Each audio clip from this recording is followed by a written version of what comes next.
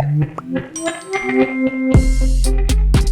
วัสดีค่ะวันนี้กลับมาพบกับรายการกลมดิกวิดออยวันนี้แขกรับเชิญพิเศษกว่าคนก่อนด้วยคนนี้แบบเขายุ่งอ่ะไม่เหมือนคนก่อนแบบว่างคนก่อนเขาว่างอะไรอย่างงี้วันนี้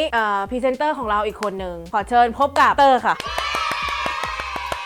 สวัสดีครับผมเตอร์นะครับวีรเทพป้อมพันธ์นะครับจากสโมสร SCG เมืองทองยูไนเต็ดครับตำแหน่งก็มิดฟิลด์ครับก่อนอื่นเลยถามก่อนว่าทำไมถึงเลือกที่จะเล่นมิดฟิลด์ก็มัน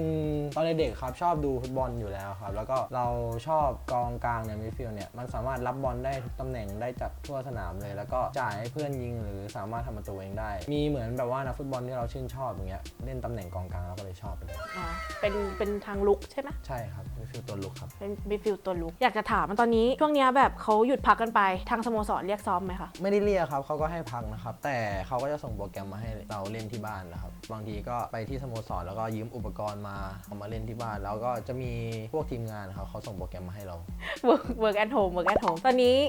เรียนจบหรือยังจบแล้วครับรอรับปริญญาตุลาครับแต่ไม่รู้ว่าจะเลื่อนไหมน่าจะยังไม่ใช่เร็วๆนี้ กับสถานการณ์อย่างนี้อยากจะถามว่าเรียนจบจากที่ไหนนะจุฬาครับเรียนจุฬาคณะครุศาสตร์ครับเรียนไปด้วยอ่ะแล้วก็เตะบอลไปด้วยอย่างเงี้ยแบ่งเวลายังไงโอ้ตอนแรกแบบเหนื่อยมากครับเพราะว่าช่วงปี1ปี2ปี3ก็หนักอยู่ครับก็บางวันเนี่ยเรียนตั้งแต่8 โมงเช้าแล้วก็ถึง4 โมงเย็นครับแล้วเรียนเสร็จก็ต้องรีบไปซ้อม4 โมงเย็นจนถึงทุ่ม 1ซ้อมกับทางจุฬาครับจุฬาใช่ตอนนั้นตอนปี1ถึงปี4ครับเล่นให้จุฬาแล้วเมื่อจบปี4ก็ย้ายไปที่เมืองทอง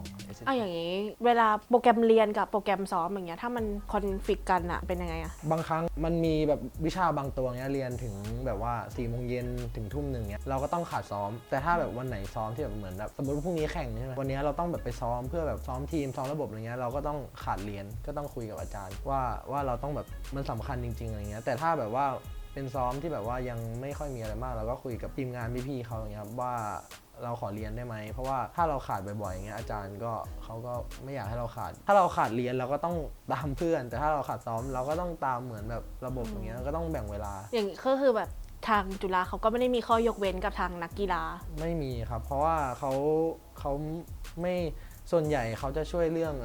เวลาเราไปแข่งครับเขาก็จะขอเวลาให้ว่าเราไม่เช็คขาดแต่ถ้าแบบมีซ้อมอะไรอย่างเงี้ยเราก็ต้องเข้าเรียนตลอดตอนที่เรียนก็มีฝึกงานมีครับเพราะว่าคณะของผมเรียน4 ปีแล้วก็ฝึกสอน1 ปีเทอมแรกผมฝึกสอนที่โรงเรียนหอวังครับแล้วก็เทอม2ฝึกสอนที่โรงเรียนสตรีมหาวิทยาลัยก็แต่ช่วงนั้นนะมาอยู่เมืองทองแล้วเราก็เหมือนกันก็เหมือนครูทั่วไปเลยครับเพราะว่าตื่นเช้าเสร็จเราก็ไปสอนหนังสือนักเรียนปกติแล้วครับแล้วก็ช่วงบ่ายๆเราก็ขอทางโรงเรียนออกมาซ้อมแล้วช่วงตอนที่แบบที่เราต้องซ้อมบอลมหาลัยอย่างแบบเรามีงานประเพณีอย่างเงี้ยแล้วก็ไหนจะมีซ้อมเมืองทองอีกไหนจะมีฝึกงานอีกเงี้ยเหนื่อยไหมแบ่งเวลายังไงก็เหนื่อยครับตอนนั้นช่วงประเพณีเนี่ยทางจุฬาเนี่ยเขาได้ทำหนังสือไปขอทางเมืองทองแล้วครับเมืองทองก็โอเคครับแต่ช่วงนั้นเราก็เหมือนเดิมเลยเช้าก็ไปสอนก่อนแล้วก็เย็นก็มาซ้อมกับประเพณีก็เหนื่อยเป็นปีที่เหนื่อย เหนื่อยครับแต่จบแล้วก็รู้สึกสบายแล้วพอย้ายจากจามจุรีอ่ะย้ายมาอยู่เมืองทองเงี้ยมันปรับตัวยากไหมเพราะว่านั่นตรงนั้นมันที3แล้วพอเราขึ้นมาอยู่ที1แล้วก็สังคมใหม่เพื่อนร่วมงานใหม่ๆมันช่วงแรกนี่ยากมากเพราะว่าตอนนี้ผมมาอยู่ที่เมืองทองได้เข้าปีที่2แล้วครับช่วงปีแรกเนี่ยมันยากเพราะว่าเราต้องปรับตัวทั้งระบบแล้วความเป็นมืออาชีพมากขึ้นอะไรหลายๆอย่างครับบางทีอย่างจามจุรีเนี่ยเราไปซ้อมสายใช่ไหมเพราะว่าเราติดเรียนเลิกเรียน4 โมงแต่เขาเริ่มซ้อม4 โมงกว่าเราจะเดินทางไปถึงเนี่ยมันก็เขาก็อารมณ์อร่วยให้เราแต่ถ้าเป็นเมืองทองไปสายก็เขาก็มีกฎมีหักเงินหรือว่าเลี้ยงกาแฟในทีมอะไรเงี้ยครับก็มีกฎระเบียบที่ต่างกันใช่ครับต่างกันก็เลยมันเคร่งกว่ามันดูเป็นมืออาชีพกว่าเราก็ต้องแบ่งเวลาให้มันดีครับดีต้องแบ่งเวลาเลยครับเพราะว่าทุกคนเขาก็เป็นมืออาชีพหมดแล้วเขาไม่มารอเราคนเดียวแล้วแบบบางคนอย่างเงี้ยไม่รู้ว่าจุดเริ่มต้นของเตอร์มายังไงเล่นฟุตบอลมาเลยตั้งแต่แรกหรือว่ายังไงจุดเริ่มต้นของผมนะครับก็เล่นฟุตซอลมาก่อนเลยตั้งแต่ม.1 เลยครับแล้วก็จนถึงม.6ม.1 เนี่ยผมเรียนที่ศรีบุญญานนท์ที่จังหวัดนนท์นะครับถึงม.1 ม.2 ม.3 แล้วก็พอม.ปลายเนี่ยช่วงนั้นผมได้ย้ายไปอยู่ปทุมคงคาแล้วก็ได้เล่นฟุตซอลแต่ก็มีเล่นฟุตบอลบ้างแต่หลักๆเลยเราอยู่กับฟุตซอลที่ปทุมคงคาครับแต่ช่วงที่เปลี่ยนผันมาเล่นฟุตบอลก็จะเป็นช่วงที่เข้าจุฬานะครับตอนปี 1 คือตอนแรกอ่ะผมอ่ะยื่นเข้าจุฬาก็คือยื่นฟุตซอลเหมือนกันในโควต้าความสามารถพิเศษนะครับยื่นฟุตซอลแต่ผมเข้าไม่ได้เพราะว่าคะแนนตอนนั้นผมไม่ถึงรอบแรกผมไม่ถึงทีเนี้ยก็มีผู้ใหญ่ครับเขาเหมือนรู้ว่าผมอ่ะเคยเล่นฟุตบอลของ Academy ท่าเรือมาก่อนเขาก็เลยแบบชักชวนแบบมาลองนั้นเปลี่ยนจากเข้าฟุตซอลจุฬามาเป็นเข้าฟุตบอลจุฬาไหมก็บอกได้ครับผมก็ลองไปคัดแล้วก็ไปสอบดูก็เข้าได้แล้วก็เลยยึดฟุตบอลเป็นหลักเลยครับ เคยมีรายชื่อติดทีมชาติฟุตซอลด้วยปะเคยตอนนั้นเป็นน่าจะเป็น U20 มั้งครับ แต่ว่าก็เหมือนล้มไป ใช่ครับตอนแรกเหมือนจะจัดเรียกไปแล้วก็อยู่ดีๆก็ไม่มีก็งงเลยนะ ถ้าให้แบบพูดถึงความแตกต่างระหว่างการเล่นฟุตซอลกับเล่นฟุตบอลอย่างเงี้ยในมุมคนนอกอย่างเงี้ยก็รู้สึกว่ามันคงแบบไม่ได้ต่างกันมากอะไรเงี้ยถ้าแบบเราเล่นทั้งสองอย่างมันต่างกันมากไหม ผมรู้สึกว่าต่างกันมากครับเพราะว่าหนึ่งเลยจังหวะฟุตบอลมันต่างกันครับฟุตซอลนี่มันค่อนข้างที่จะแบบว่าเกมมันจะเคลื่อนที่ตลอดเร็วตลอดแต่ถ้าเป็นฟุตบอลอ่ะบางช่วงก็จะมีเร็วมีช้าบ้างเพราะว่าถ้าเร็วตลอดเนี่ยฟุตบอลเนี่ยมันใน90นาทีเนี่ยร่างกายอาจจะไหวแต่ถ้าเร็วตลอดเร็วเงี้ยมันต้องพักบ้างบางทีเดี๋ยวแบบร่างกายอาจจะไม่ถึงเล่นอาจจะไม่เต็มเกมนะครับเราก็ต้องแบบจัดดีๆว่า90นาทีเนี่ยในแผนของที่โค้ชให้มาเนี่ยอาจจะแบบยกตัวอย่างก็15นาทีแรกลุกแล้วก็มาพัก15นาทีแล้วก็ลุกอีก15นาทีเป็นครึ่งๆไปอะไรเงี้ยจังหวะฟุตบอลมันก็ต่างกันถ้าเป็นฟุตซอลเนี่ยเราหลบ1ปุ๊บหลุดเรายิงแต่ถ้าฟุตบอลเนี่ยเราหลบ1ปุ๊บเขาก็ตามจนกว่าเขามาแย่งเราเนี่ย พื้นที่มันมากกว่าถ้าเราหลบ1ปุ๊บเราก็ต้องไปเลยถ้าเราหยุดปุ๊บเราก็โดนเขาแย่งได้แล้วจังหวะในการเข้าเนี่ยมันหนักอยู่แล้วให้รู้เพราะว่าต่างคนเขาก็แบบต่างทีมเนี่ยเขาก็ไม่เสียบอลกันง่ายๆแล้วก็จังหวะเข้าเนี่ยเด็ดขาดกว่า ถ้าเล่นฟุตซอลไปจับบอลใหญ่อะคือบอลใหญ่กับบอล7 คนมันก็ไม่เหมือนกันใช่ไหมล่ะ ใช่ครับ พอไปเล่นบอลใหญ่บางคนทำไม่ได้บางคนแบบเล่นฟุตบอลจนเคยชินพอกลับมาเล่นฟุตซอลอย่างเงี้ยไม่ได้แบบเตอร์มีเทคนิคหรือแบบคือปรับตัวยังไงแบบตอนนี้เราก็ยังมีโอกาสได้เล่นฟุตซอลบ้างเตะเล่นอะไรอย่างเงี้ยเรามีเทคนิคยังไงในการปรับตัวก็ตอนที่ผมเล่นฟุตซอลมาก่อนที่เล่นฟุตบอลเนี่ยมันก็มีพื้นฐานอยู่แล้วครับในการเล่นฟุตซอลใช่ไหมครับแต่พอเราไปเล่นบอลใหญ่อะจังหวะมันเปลี่ยนจริงแต่เราเอาพื้นฐานในการเล่นฟุตซอลเนี่ยไปใช้แล้วมันรู้สึกว่าพื้นฐานฟุตซอลที่เราเล่นมาก่อนที่ฟุตบอลเนี่ยมันทำได้ดีด้วยในสนามหญ้าเพราะว่าเราทั้งครองบอลได้มีความคล่องตัวในการเล่นฟุตซอลมาก่อนก็เอาไปใช้แต่แค่เราปรับจังหวะจากสมมุติว่าเรากระชาก1เราก็อาจจะเป็นกระชาก2เพิ่มไปนะครับเพิ่มจังหวะแล้วก็ถ้าเราไปเล่นฟุตบอลเลยเนี่ยแล้วกลับมาเล่นฟุตซอลตอนที่เตอร์กลับมาเล่นก็รู้สึกก็ค่อนข้างยากมันยังไม่ชินจังหวะแต่ถ้าถามว่าได้เล่นบ่อยๆมันเราเคยเล่นมาก่อนเราคุ้นเคยมาก่อนมันก็จังหวะมันก็อาจจะยังไม่เปลี่ยนไปก็ยังพอเล่นได้อยู่ แล้วความแตกต่างระหว่างสังคมฟุตบอลกับฟุตซอลอย่างเงี้ยมันรู้สึกว่ามันแตกต่างไหมสังคมฟุตซอลฟุตบอลก็เหมือนกันนะครับไม่ได้แตกต่างกันมากนะครับมีพี่ๆน้องๆเพื่อนๆนะครับอยู่ในทีมอย่างผมไปเล่นฟุตบอลละผมก็มีเพื่อนๆพี่ๆฟุตบอลใช่ไหมครับแต่พอกลับมาเล่นฟุตซอลอย่างเงี้ยเราก็มีเพื่อนๆพี่ๆเหมือนเดิมก็ไม่ได้แตกต่างกันมากเพราะว่าสังคมที่เราพบปะกันสังสรรค์กันข้างนอกอะไรเงี้ยมันก็เหมือนเดิมครับไม่ได้เปลี่ยนไปแล้วรู้สึกว่าแบบทุกวันนี้เข้ามาอยู่ในทีมที่ก็ค่อนข้างใหญ่ในระดับสูงสุดของประเทศอย่างเงี้ยรู้สึกกดดันไหมก็กดดันครับแต่เหมือนเราเริ่มปรับตัวได้แล้วเข้ากับทีมเข้ากับพวกพี่ๆเขาเนี้ยบางทีเราเข้าไปใหม่ๆแรกๆแล้วก็มีเขินอายบ้างพอเราเขินอายเนี่ยมันก็ทำให้อารมณ์ของฟุตบอลเนี่ยเวลาเราซ้อมหรือว่าเวลาเราเล่นกับพวกพี่ๆเขาเนี่ยเราก็เก่งไปทำให้มันไม่เป็นสไตล์เราแต่เมื่อเวลาแบบผ่านไปนะครับเราเริ่มคุ้นชินแล้วก็เหมือนเราอยู่กับครอบครัวแล้วก็มีพวกพี่ๆมาหยอกล้อเราเล่นหรือว่ามาพูดคุยกับเราก็ทำให้เราเหมือนแบบเป็นกันเองมากขึ้นแล้วก็ฟอร์มของเราหรือว่าสไตล์ของเรามันจะออกมาก็ทำให้รู้สึกว่ากดดันอยู่แค่ช่วงแรกครับแต่พอผ่านมาแล้วก็มันก็โอเคขึ้นครับคิดว่าตอนนี้เราก็แบบยังอายุไม่ได้มากเท่าไหร่ก็20กว่ารู้สึกว่าเราประสบความสำเร็จไหมกับช่วงอายุประมาณนี้ถ้ามองตอนนี้นะครับผมก็อายุ23-24นะครับถ้าถามว่าสำเร็จไหมก็ระดับหนึ่งก็ถือว่ามากเลยครับแต่ก็อยากให้มันมากกว่านี้เพราะว่าตอนนี้ถ้าถามว่าผมถ้าผมดูแลตัวเองผมอยู่คนเดียวผมสบายแน่นอนตอนนี้แต่ผมมองว่าผมยังมีครอบครัวยังมีพ่อกับแม่ก็เลยอยากให้เมื่อผมสบายแล้วก็อยากให้เขาสบายกับเราด้วยแล้วเมื่อเราโตไปเนี่ยแล้วก็หลังจากที่เราเล่นฟุตบอลไม่ได้แล้วเราก็ต้องมีครอบครัวซึ่งเลยเราก็ต้องเหมือนเก็บเงินตรงนี้ที่เราสามารถแบบกอบโกยได้เท่าไหร่เราเก็บเงินไว้แล้วก็เอาเงินที่เรากอบโกยเนี่ยไปใช้กับครอบครัวเหมือนที่พ่อทำกับเราอะไรเงี้ยเรามองเป้าหมายระยะสั้นเราจะมีมองเป้าหมายระยะสั้นกับเป้าหมายในระยะยาวว่าแบบเราอยากจะไปถึงจุดตรงไหนเอาเป้าหมายในระยะสั้นก่อนถ้าในระยะสั้นนะครับตอนนี้ถ้าลีกเปิดเมื่อไหร่เนี่ยก็พยายามที่จะคิดฟอร์มตัวเองออกมานะครับแล้วก็ทำผลงานให้ดีก็อยากมีชื่อติดทีมชาติแล้วก็ถ้ามี โอกาสก็อยากไปเล่นที่เจลีกประเทศญี่ปุ่นหรือว่าลีกไหนก็ได้ที่ทำให้เรารู้สึกแบบท้าทายมากขึ้นแล้วก็ได้พัฒนาตัวเองบ้างขึ้นอย่างเงี้ยครับ เราเป้าหมายในระยะยาว เป้าหมายในระยะยาวถ้าเป็นไปได้นะครับหลังจากที่เลิกเตะบอลแล้วเนี่ยอยากเปิดร้านเล็กๆเป็นร้านอาหาร เพราะว่าแม่เป็นคนทำอาหารอร่อยอย่างเงี้ยก็อยากเปิดให้แม่เขาทำอาหารด้วย แล้วก็พ่อก็อยู่ด้วยเป็นเหมือนแบบธุรกิจครอบครัว แล้วก็ให้พ่อกับแม่เราดูแลเหมือนแบบบั้นปลายชีวิตของเขาแล้วก็หาธุรกิจทำอย่างหนึ่งผมเป็นคนชอบตกปลา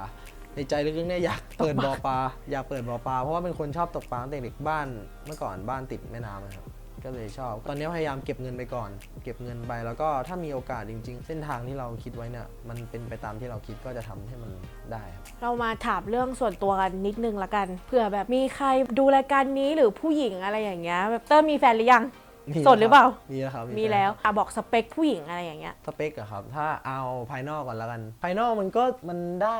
ผมเวลามองก็ไม่ได้ดูที่ภายนอกครับบางทีคนที่เข้ามาใช่ไหมเราก็ดูที่แบบเขาเข้าใจเราไหมบางทีอะผมต้องไปซ้อมอย่างเงี้ยแล้วบางทีเราเหนื่อยเราก็อยากพักเวลาเราเหนื่อยแล้วเขาแบบอยากให้เราทำนู่นทำนี่แล้วเราแบบรู้สึกเราไม่ไหวอะบางทีเราอาจจะเหมือนแบบอาจจะอารมณ์เสียใส่เขามันก็ทำให้ไม่ดีละแต่ถ้าแบบคนที่เข้าใจขอแค่เข้าใจวันหนึ่งเนี่ยเราตื่นมาเราทำอะไรบ้างซ้อมบอลกลับมาเราต้องการอะไรแต่ถ้าแบบมีเวลาว่างจากการเล่นฟุตบอลเวลาพักเนี่ยเราก็พร้อมที่จะดูแลพาเขาไปแบบที่เขาอยากไปให้มากที่สุดถ้าสมมติว่าเลือกมาสเปคเอารูปลักษณ์ภายนอกแบบให้เลือกเป็นนักแสดงไทยอะไรอย่างเงี้ยดาราครับดาราอะไรหรือต่างประเทศก็ได้แบบชอบแบบแนวไหนอะไรเงี้ยถ้าดาราผมชอบเต้ยครับเต้ยจรินใช่ครับชอบชอบผู้หญิงตัวเล็กใช่ครับหน้าตาก็น่ารักดีนะครับช่วง SMS จากทางบ้านดีกว่า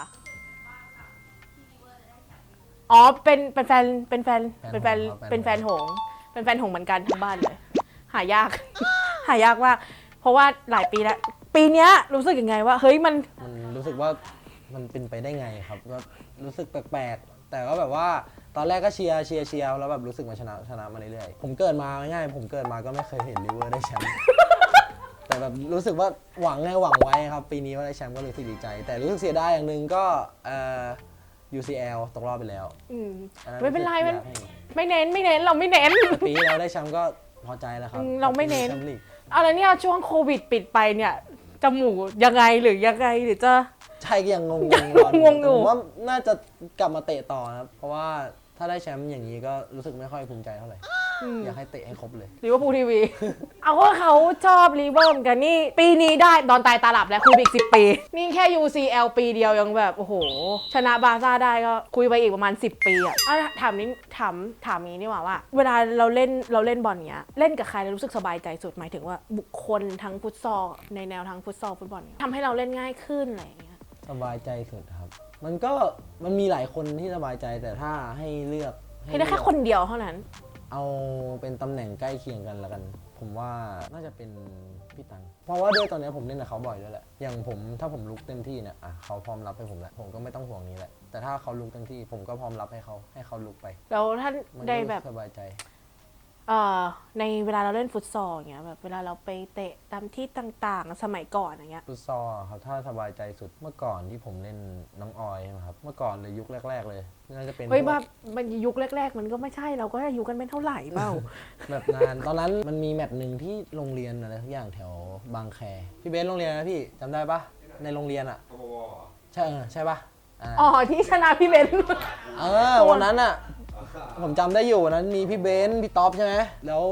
วันนั้นรอบชิงผมเจอกับเนี่ยพวกพี่เบนพี่ท็อปแล้วก็ทีมผมมีผมที่สบายใจที่เล่นด้วยแล้วก็จะเป็นพี่จอยกับพี่ปานแล้วก็พี่ดีนะ4 คนเพราะว่าเล่นด้วยกันตอนนั้นก็เล่นด้วยกันตั้งแต่แรกๆพูดถึงแบรนด์องค์กรนี้ดีกว่าว่าแบบตอนแรกที่ป๋าชวนมาแบบสนใจไหมอะไรอย่างเงี้ยรู้สึกยังไงก็ตอนแรกอย่างน้าอีกใช่ไหมครับก็ผมเตะบอลกับเขาตั้งแต่ผมอยู่ม.6 ตอนนี้ก็ค่อนข้างที่จะนานแล้วครับคือน้าอยากให้ทำอะไรน้าขออะไรก็คือคำเดียวผมก็ทำทุกอย่างไปเตะที่ไหนอะไรเงี้ยครับน้าชวนเล่นทีมน้าก็ไปเลยทีมอื่นมาก็ไม่ได้สนใจอะไรไม่น่าจะถึงเป็นลูกรัก ก็เลยเล่นทีมน้าตลอดแล้วก็รู้สึกสนิทแล้วก็ถ้าถามว่าเสื้อผ้าให้น้าใส่เนี่ยเสื้อผ้าก็โอเคครับเพราะว่าน้าให้ใส่น้าให้ของมาเงี้ยถุงเท้าส่วนใหญ่ผมจะเบิกถุงเท้ามากกว่าเพราะว่าผมเอาไปใส่ซ้อมจะเบิกถุงเท้ามากกว่าเพราะว่าบางทีถุงเท้าซ้อมเนี่ยผมก็ใส่แข่งด้วยเพราะว่ามันคุ้นชินกับเวลาเราซ้อมในพื้นรองเท้าแล้วก็ถุงเท้า บางทีถ้าเราไปเปลี่ยนถุงเท้ายี่ห้ออื่นไปใส่แข่งเนี้ยมันก็ไม่ชินละเวลาแข่งมันก็จะไม่เหมือนอารมณ์ไม่เหมือนเวลาซ้อมอะไรเงี้ยครับแล้วก็เสื้อผ้าที่น้าให้มาก็ใส่ครับบางทีก็น้องที่บ้านเนี่ยเพราะว่าผมมีน้องที่บ้านก็แบ่งน้องใส่ด้วยอะไรด้วยเรามาพูดถึงไอ้นี่ว่าสโลแกนเรา first impression กับพี่คิวแล้วก็กับป้าป๋ากับเริ่มจากพี่คิวก่อนก็ได้ก็เคยเล่นบอลกับเขาอย่างยุคแรกๆด้วยครับก็รู้สึกรู้สึกว่าเขาก็พอเจอเราเจอเขาเราเคารพเขาเขาอาวุโสกว่าอะไรเงี้ยเขาก็เหมือนแบบเขาก็ปฏิบัติดีกับเราถ้าคนไหนแบบบางครั้งเราแบบเจอใครอย่างเงี้ยก็วันดียกมือไหว้แต่บางคนก็แบบเหมือนไม่รู้จักเราแต่เราก็ยกมือไหว้ไปก่อนแต่แบบเหมือนเขาก็ทำหน้างงผมก็ไม่ได้อะไรอย่างเงี้ยแต่ถ้าเราพี่คิวถ้าเจอเขาตอนไปเตะบอล7 คนนะครับตรงไหนพี่เรียกว่าอะไรนะ The Corner ใช่เฮ้ยเก่งว่ะ The Corner ทิ้งแค่ตรงเนี้ย The Corner ใช่ครับข้างหลังครับก็รู้สึกว่าเขาก็เป็นพี่คนหนึ่งครับแล้วก็ถ้าถามว่าอะไรอีกก็ ดีมากๆเลยครับสำหรับน้าเพราะว่าน้าก็ให้ทุกอย่างคือน้าให้ทำอะไรอย่างที่ผมบอกผมก็ทำทุกอย่างไม่ว่าน้าจะให้หรือไม่ให้จะชวนไปเตะที่ไหนผมก็ไปหมดขอแค่โทรมาบอกอย่างเดียวครั้งแรกที่ได้ร่วมงานกับป้าป๋านี่จำได้ไหมครั้งแรกนะครับผมถ้าจำไม่ผิดน่าจะเป็นวัดบวรนะครับที่ติดริมน้ำที่มีตำรวจน่าจะที่นั่นนะครับครั้งแรกที่ได้เล่นน้องออยครั้งแรกที่ผมเนี่ยได้รู้จักกับนาครับแล้วก็หลังจากนั้นนาโทรมาชวนก็เล่นกับนาตลอดเลยแต่ตอนนั้นก็มีช่วงหนึ่งเพราะว่าที่บ้านพ่อส่งเป็น TDA ครับพ่อส่งก็เล่นกับเพื่อนมีแต่เพื่อนทั้งนั้นเลยครับแต่ถ้ารายการไหนที่พ่อไม่ส่งก็เล่นกับนาถ้าน้าไม่ส่งก็ถ้าน้าไม่ส่งก็มีบางที่ก็อาจจะไปเล่นกับที่อื่นบ้างที่เขาชวนแต่ถ้าที่ไหนนาส่งก็จะเล่นน้อยตลอดพูด first impression ของกันแล้วกันดีกว่าเจอกันครั้งแรกที่ไหนผมจำไม่ได้ว่าเจอนาที่ไหนแต่น่าจะเป็นครั้งแรกเลยที่นาชวนผมเตะบอลเนี่ยก็คือที่วัดบวรเนี่ยครับคือรู้จักก่อนหรือว่ามาเตะแล้วถึงเหมือนตอนนั้นผมไม่เตะที่อื่นก่อนครับก่อนที่นั้นที่ยังไม่เล่นที่ทีมนาเลยแล้วก็เหมือนน้าโทรมาชวนมาครับว่าไปเล่นน้องออยไหมผมก็จำได้ว่าน้องออยก็แบบมีพวกพี่ๆเขาอยู่อะไรเงี้ยก็มีพวกพี่ปานพี่จอยอย่างเงี้ยแล้วรู้จักอยู่แล้วแล้วก็ไปเล่นน่าจะเป็นครั้งแรกที่ผมเจอน้าก็น่าจะที่วัดบวรเบลล์เคยเล่นกับพี่ลีกับพี่เบนปะเคยครับพี่ลีเคยเล่นที่ท่าทรายเล่นกับพี่ลีรู้สึกไงสบายครับพี่ลีเขารับให้ผมลุกสบายผมไม่ต้องห่วงเลยพี่ลีก็สบายสมัยก่อนเวลาเจอหน้าเวลาไปเตะแล้วเจอหน้าจะถามคำแรกวันนี้เตอร์มาไหม ทุกคนเลยแบบวันนี้เตอร์มาไหมวันนี้เตอร์มาไหมวันนี้เตอร์ไม่มาก็จะแต่ทุกคนก็จะแบบน่าเครียดนิดนึงแต่ก็ไม่เป็นไรอะไรอย่างเงี้ยแล้วพี่เบนน่ะพี่เบนถ้าอยู่คนละทีมนี่ก็น่ากลัวอยู่ครับแต่ถ้าอยู่ทีมเดียวกันเนี่ยสบายใจอยู่แล้วตอนเนี้ยคนเนี้ยแล้วรู้สึกไงเวลาพี่เบนไล่เตะก็คือเตะได้แต่อย่าเจ็บเตะให้เจ็บก็พอ ว่ารู้อยู่แล้วรู้ว่าพี่เบนเขาแบบสไตล์บอลอย่างเงี้ยเขาก็ไม่ได้เตะหรอกครับแต่แบบอาจจะเข้าบอลหนักแค่พี่เบนใช่ปะเป็นสไตล์ไงเป็นสไตล์บอลอะไรเงี้ยเป็นสไตล์บอลใช่ก่อนจะจากกันให้เตอร์ฝากผลงานนิดนึงครับก็ฝากนะครับติดตามผลงานนะครับรอวันเปิดก็อาจจะได้ดูนะครับสโมสร SCG เมืองทองครับถ้าเป็นช่องทางติดต่อก็ Facebook ก็มิเตอร์ป้อมพันธ์ครับภาษาอังกฤษส่วน IG ก็ BLYMIT นะครับก่อนจะจากการขอขอบคุณนะคะผลิตภัณฑ์เสื้อผ้ากีฬาโอคาเนะที่เป็นสปอนเซอร์หลักของเราแล้วก็อย่าลืมติดตามเตอร์ได้ในทุกๆช่องทางแล้วก็รายการกลมดิกวิดออยแล้วก็อย่าลืมเพจโอคาเนะสปอร์ตสำคัญที่สุดนะคะไปกดไลค์แล้วก็กดแชร์กดทุกตุ่มที่มีเดี๋ยวนี้ วันนี้ก็ขอบคุณเตอร์มากที่มาพูดคุยกันไปแล้วบ๊ายบาย